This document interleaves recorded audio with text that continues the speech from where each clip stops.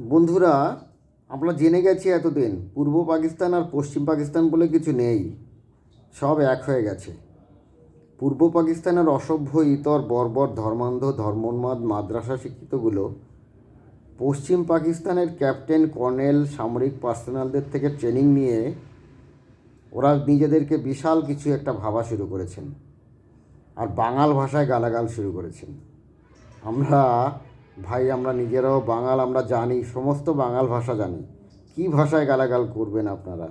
সব ভাষা আমরা বুঝি, সেই ভাষায় আমরা আপনাদের রিটার্ন করব। পশ্চিমবঙ্গের লোক, ভারতবর্ষের অন্য লোকদের দরকার নেই। কি বাঙাল ভাষায় গালাগাল করবেন? চট্টগ্রামের ভাষা না সিলেট, নোয়াখালী, যশোর, খুলনা, ফরিদপুরের ভাষা? সেই ভাষাতেই আমরা রিটার্ন দেবো। কিন্তু মনে রাখবেন, ভারতবর্ষের 140 কোটি লোকের সংবিধান স্বীকৃত 18টা ভাষা ছাড়াও আরও প্রায় 100-র উপরে ভাষা আছে। ঠিক আছে?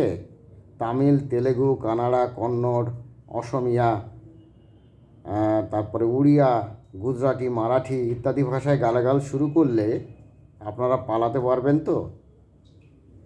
পালানোর জায়গা পাবেন? পালানোর জায়গাটা আগে খুঁজুন। ওদিকে মায়ানমার আছে, ওদিকে নেপাল আছে, কোথায় যাবেন? পালানোর জায়গা পাবেন না। ভেবে দেখুন, বাঙাল ভাষায় গালাগাল করার আগে। বাঙাল ভাষায় ফেরত দেবো আমরা, অন্য ভাষা দরকার নেই।